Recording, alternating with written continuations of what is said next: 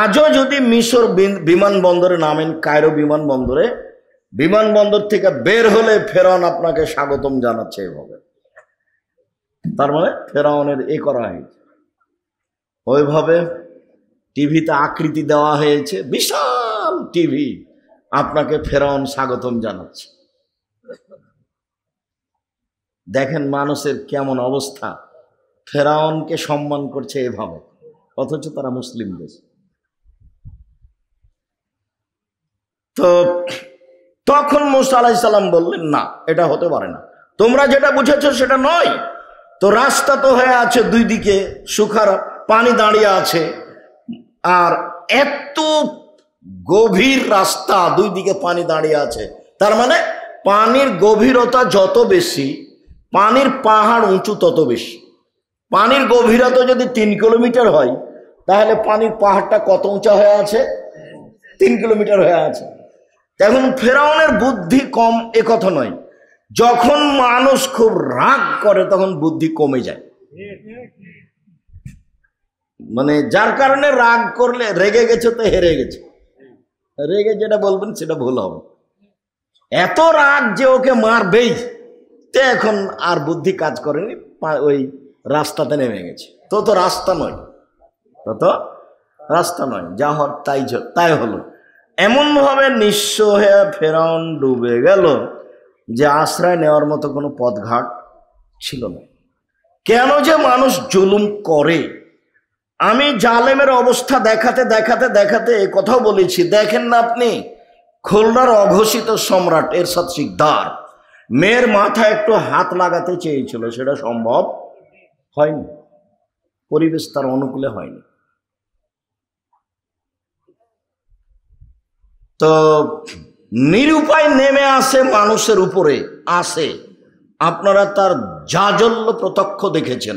আল্লাহর নবী বলছেন যে জালেমকে আল্লাহ সুযোগ দেন, কত দিন দেন সেটা মানুষ জানে না। তখন মানুষ বলে যে কই, জালেমের তো বিচার হয় না, জালেমের তো বিচার হয় না। আমিও বাংলাদেশে ওই মূর্তির পাশ দিয়ে হাঁটতাম, আর বলতাম যে এই মূর্তি কি কেউ ভাঙতে পারবে না, এটা ঈসা আলাইহিস সালাম ভাঙবেন। যেদিন ঈসা আলাইহিস সালাম আসবেন সেদিন কয়েকটা জিনিস থাকবে না, তার একটা শুকুর থাকবে না, সব হত্যা করবেন। তার একটা ছবি মূর্তি থাকবে না, আপনার বাপের যেগুলো আছে, আপনার মায়ের যেগুলো আছে, বাড়ি ঘরে রাস্তাঘাটে একটা রাখবেন, সব ভেঙে দিবেন। আর আরেকটা হলো উঁচু কবর রাখবেন না, সব ভেঙে সমান করে দিবেন। সেদিন যত পীর আছে, পীর ওলি আউলিয়া একটা টিকবে না। এরা তো না বুঝে কবর পূজা করছে, ওর যে কি হলো সেটা কে বুঝে? বলছে যে ফুল দিয়ে কবরকে সিক্ত করলো, তো এই ভাষা কি ও বুঝে? তো প্রথম আলোচনা ছিল জুলুম, তারপরের আলোচনা ছিল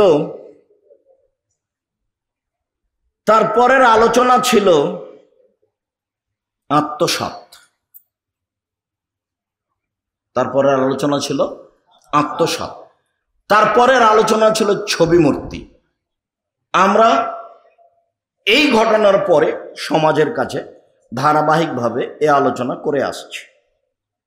এখন আমাদের মিরপুরে নিয়মিত জুমা চালু হয়, আমরা পবিত্রতায় এসেছি, এখানে বিষয়ভিত্তিক বছর বছর যাবৎ ধারাবাহিক আলোচনা চলবে ইনশাআল্লাহ।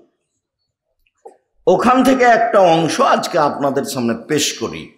আগে বলি, আল্লাহ তাআলা বলেন ফিহে রিজালুন ইউহিব্বুনা ইয়াতাতাহারু, সেই গ্রামে কতগুলি লোক আছে যারা পবিত্রতাকে ভালোবাসে, আর যারা পবিত্রতা অর্জন করেন আল্লাহ তাদের ভালোবাসেন। সেটা হলো মসজিদে নববী থেকে প্রায় 3 কিলোমিটার দূরে একটা গ্রাম কোবা, যেখানে আছে কোবা মসজিদ।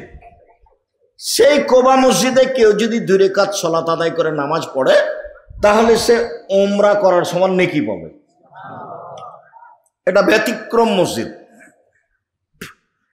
মসজিদে নববীতে 2 রাকাত সালাত আদায় করলে উমরার নেকি হবে, এ কথা মুহাম্মদ সাল্লাল্লাহু আলাইহি ওয়াসাল্লাম বলেননি। তো মসজিদে কোবাতে কেউ যদি 2 রাকাত সালাত আদায় করে তাহলে কিসের নেকি পাবে? উমরার নেকি পাবে। হাদিস সহিহ। তো ওই এলাকার লোকেরা কি যে পবিত্রতা অর্জন করত, আল্লাহ তাদের প্রশংসা করছেন। তখন আমাদের নবী বলছেন, ও কোবাবাসী, তোমরা কি পবিত্রতা অর্জন করো যে আল্লাহ তোমাদের পবিত্রতার প্রশংসা করেন? তখন গ্রামবাসী বলছে যে তেমন তো কিছু দেখি না, তবে এক, পেশাব পায়খানার পরে আমরা পানি দিয়ে পবিত্রতা অর্জন করি। 2, ফরজ গোসল আমরা পানি দিয়ে পবিত্রতা অর্জন করি। 3, আমরা ওযু করি পানি দিয়ে। ও, এটাই হবে। এই কারণে আল্লাহ তোমাদের প্রশংসা করেছে। এখন ভারত, বাংলাদেশ, পাকিস্তানে এক শ্রেণীর লোক বুঝে নিল জাল হাদিসের কারণে, আরে না না, আল্লাহ ওদের পবিত্রতার কারণে যে প্রশংসা করেছেন সেটা হলো এই, পেশাব করার পরে ঢেল টিস্যু পেপার নাও, 40 কদম হাঁটো, পায়ের উপরে পা উঠাও, খক খক করে কাশো, তাহলে এই সম্মান পাওয়া যাবে। ওই দিক ছিল ঠিক কথা, আর এদিক হলো বানানো কথা। তখন যখন এই বানানো কথা জাল হাদিস এদের সামনে দেওয়া হলো, তখন এরা বলল, সুবহানাল্লাহ, আল্লাহ প্রশংসা করছেন এমন মানুষের, তাহলে গাড়ি ছুটে যাক, কিন্তু ঢেল নিয়ে 40 কদম হাঁটতে হবে। আচ্ছা, ও যে 40 কদম হাঁটবে, তার বউ হাঁটবে না? ধর্ম শুধু ওর জন্য নাকি? বউ কি করবে? বউ ঢেল নিয়ে 40 কদম হাঁটবে, বউ পায়ের উপরে পা উঠাবে, বউ খক খক করে কাশবে। পবিত্রতা। আবু মালিক আশআরী রাদিয়াল্লাহু তাআলা আনহু বলেন, রাসূল সাল্লাল্লাহু আলাইহি ওয়াসাল্লাম বলেছেন, আত-তাহুরু শাতরুল ঈমান, পবিত্রতা অর্ধেক ঈমান। এক বাক্য এমন ভাবে আল্লাহর নবী বললেন, আকাশ ছোঁয়া বাক্য, মানে সারা দুনিয়া মিলে হলো অর্ধেক ঈমান। সালাত মানে নামাজ, সিয়াম মানে রোজা, হজ, যাকাত, কোরআন তেলাওয়াত, তাসবিহ তাহলিল, ইবাদত বান্দেগি, দান খায়রাত, সব মিলে হলো অর্ধেক ঈমান। আর পবিত্রতাই হলো অর্ধেক ঈমান। মুসলমানের বাড়ি ঘর কোথাও ধুলাবালি থাকবে না, বিছনায় কাঁথা, লেপ তোশক সপ্তাহে পরিষ্কার করতে হবে। পাকিস্তানির মতো হওয়া হবে না, 2.5-3 মাস পরে গোসল,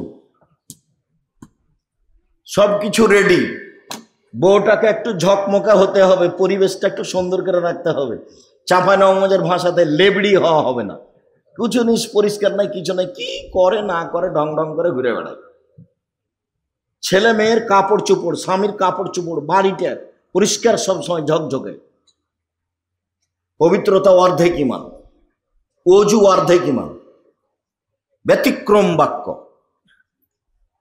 পরের বললেন, সুবহানাল্লাহ ওয়া আলহামদুলিল্লাহ ইয়ামলাআনি মা বাইনাস সামাওয়াতি ওয়াল আরদ, সুবহানাল্লাহ আলহামদুলিল্লাহ বললে নেকিতে আকাশ জমিন পূর্ণ হয়ে যায়। সুবহানাল্লাহ আলহামদুলিল্লাহ বলতে হবে, দোকানে বসে এভাবে আড্ডা পিটা হবে না, আড্ডা পিটা চিরদিনের জন্য হারাম। দোকানে বসে আপনি মাথায় টুপিতে বসে থাকেন, এশার সালাতের পরে ল্যাংটা মেয়ে নাচে, ওখানে বসে থাকেন, আপনাকে একটু শরম লাগে না? হায়া লাগে না? লজ্জা লাগে না? কেমন কেমন লাগে না?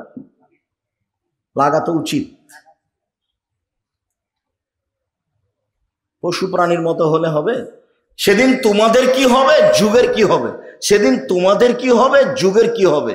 যেদিন সমাজের লোকেরা হবে আগাছা। তো বলেন কি করতে হবে? ওয়াদা অঙ্গীকার থাকবে না, কেউ কাউকে মানবে না, মতবিরোধ এইভাবে দেখা দিবে। ডান হাতের আঙ্গুল বাম হাতের আঙ্গুলের ভিতরে ঢুকালেন, এই দেখো, যেভাবে ঢুকে গেল, সমাজে মারামারি এইভাবে বেড়ে যাবে, কেউ কাউকে মানবে না। তখন তোমাদের কি হবে, যুগের কি হবে? বলেন কি করতে হবে, আপনি বলেন। হ্যাঁ, এক মুখখান বন্ধ রেখো, ওইভাবে আড্ডা পিটা হবে না, দোকানে বসে গল্প চলবে না। এক মুখখান বন্ধ রেখো, ভালো ছাড়া মুখই খুলবে না, যা হবে হবে। দুই, বাড়িতে থেকো, জরুরি প্রয়োজন ছাড়া বাড়ির বাইরে যাবা না। জরুরি প্রয়োজন ছাড়া বাড়ি ত্যাগ করা হবে না। আপনার বউ তো বহু দূরের কথা, বউ ঘুরে বেড়াচ্ছে, ওটা তো কাপুরুষ। শয়তানি করে জোরে আমিন বলে ধর্ম দেখান আপনি। সমাজে তো আপনার বউ ওরকম করে বেড়াচ্ছে। এই যে এখন মহিলা এসেছে, আপনার স্ত্রী, যে মাথায় কাপড় নেয়, আপনার মেয়ে, জবাব আমি দেব? আমি কেন দেবো? আপনি দিন, জন্ম দিয়েছেন আপনি, জবাব দিবেন আপনি। ক্লাস 10-এ পড়ে, মাথায় কাপড় দেয় না, জবাব আমি দেব? আল্লাহ রসুল তা আপনার জন্যই ভালো বলেছিলেন, কিন্তু আপনি তো পারলেন না। আল্লাহ রসুল বলছেন, মানা আলা জারিয়াতাইনে, পৃথিবীর মানুষ শুনে রেখো, কেউ যদি দুইটা মেয়ের লালন পালন করে, ওয়াদাবাহুয়া, তাদের যদি শিষ্টাচার শিখিয়ে দেয়, তাহলে ওই বাপ আর আমি জান্নাতে এভাবে থাকবো।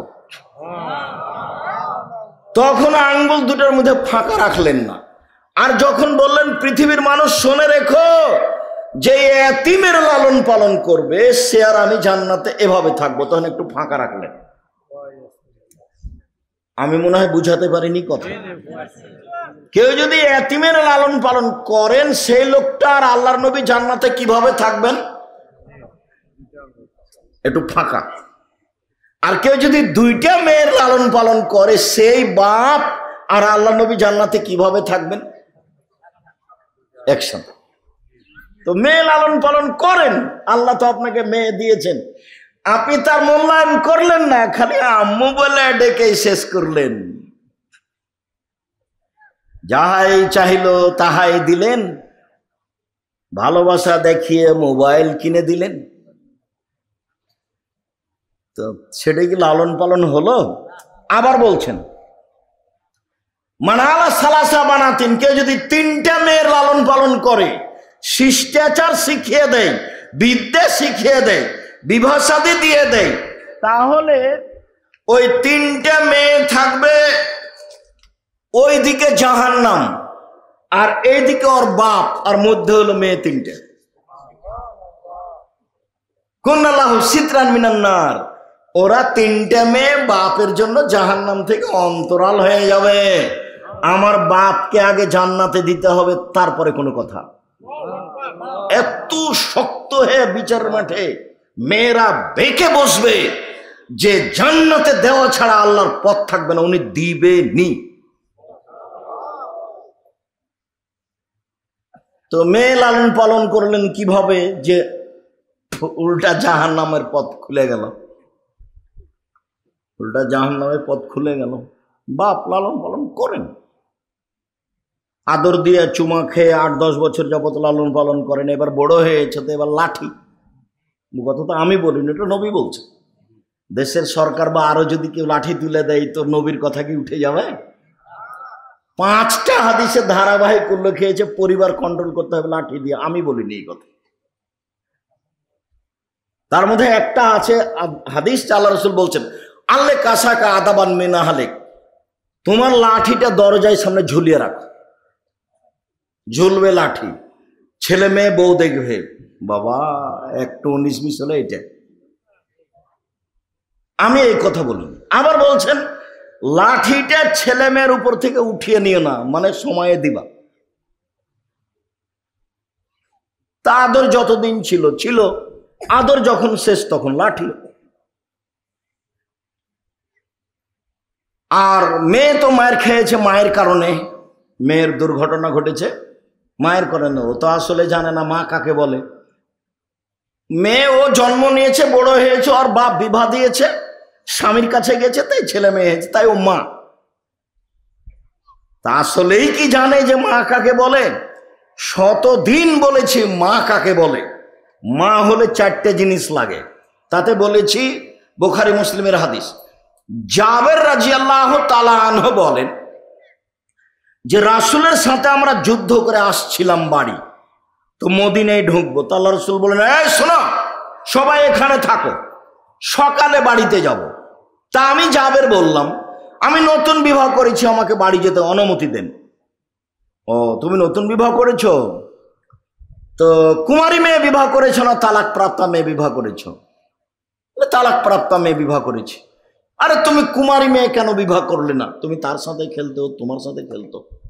তখন আল্লাহ রসুল জাবের বলছেন, শুনেন আল্লাহর নবী, আমার বাপ ওহুদের যুদ্ধে শহীদ হয়েছেন 9 জন মেয়ে রেখে। আমার কয়জন বোন আছে?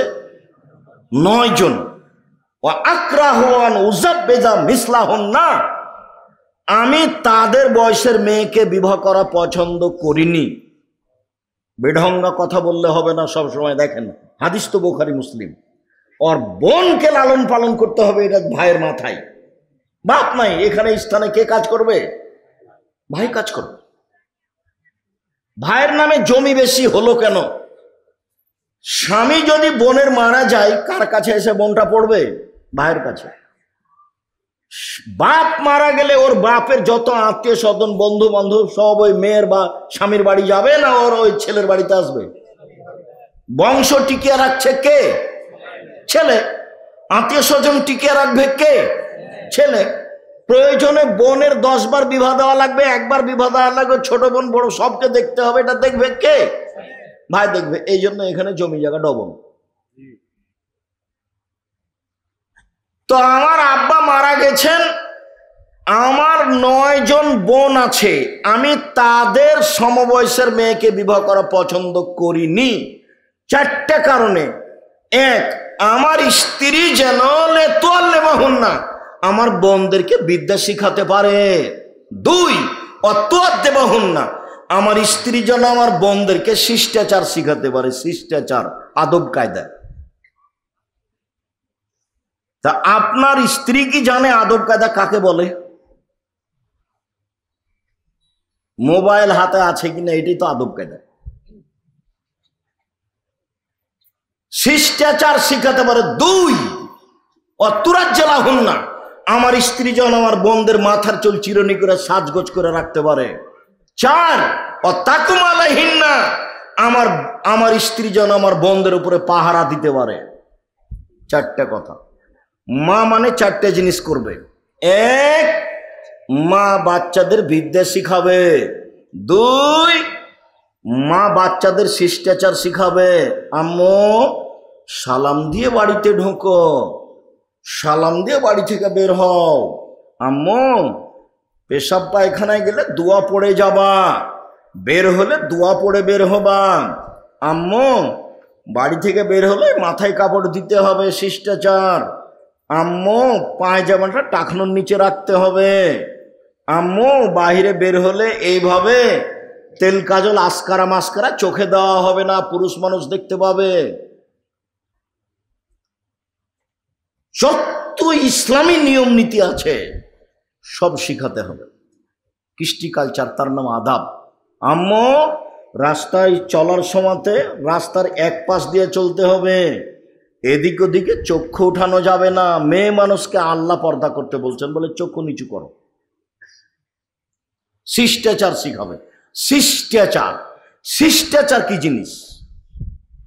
শিষ্টাচার কি এইটা যে যখন ক্লাসে শিক্ষক ঢুকবে তখন দাঁড়িয়ে বলবে ওয়ালাইকুম আসসালাম? শিষ্টাচার কি এইটা যে বাচ্চাকে শিখাবে সালাম দাও, সালাম দাও, আসসালামু আলাইকুম? কিভাবে বাচ্চা সালাম দিচ্ছে? আসসালামু আলাইকুম। বাপ পাশে দাঁড়িয়ে আছে। শিষ্টাচার কি এইটা? নতুন বউ এসেছে তখন শ্বশুরের পায়ে সালাম দিচ্ছে। শিষ্টাচার কি এইটা? শিষ্টাচার কাকে বলে? ঢং করে বের হচ্ছে মেয়ে, মায়ে দেখে না। শিষ্টাচার কাকে বলে? মেয়ে মায়ে মেয়েকে ধ্বংস করেছে। যেটা আল্লাহ রাসূল বলেছেন, সঙ্গ দোষে লোহা ভাসে। চাঁপাইনবাবগঞ্জের ভাষা, সঙ্গ দোষে লোহা ভাসে। ওর বাপ মা তাকে ইহুদি করেছে, ওর বাপ মা তাকে খ্রিস্টান করেছে, ওর বাপ মা তাকে আগুন পূজক করেছে। ওর বাপ মা যেভাবে গড়ে তুলেছে মেয়ে সেভাবে গড়ে উঠেছে। তো মেয়ে মাথায় কাপড় দেয় না, তো মাথায় কাপড় দিতে দেয়নি কে? ওর মা। এভাবে সাজগোজ করে বের হয়েছে মেয়ে, তো বের করেছে কে? তার মা। শিষ্টাচার। 3, পরিপাটি করে রাখতে হবে। মায়ের উচিত পায়জামা পরবে না প্যান্ট পরবে, মায়ে দেখবে। সারা দিন ওই মা তার বাচ্চাকে প্যান্টটা পরাচ্ছে, প্যান্টটা টাকনোর নিচে যায়, ওর মা দেখে না। ওর বাপ একটা মেয়ের জন্য জামা নিয়ে এসে তাতে আছে কার্টন। কার্টন কেন আছে? আয়েশা রাদিয়াল্লাহু তাআলা আনহা বলেন যে আমি একটা চাদর বাড়ির দরজাতে গায়ে লাগিয়েছিলাম, তাতে ছিল ছবি। আল্লাহ রাসূল ঢুকে একবারে তাকে ছিঁড়ে টুকরা টুকরা করে দিলেন।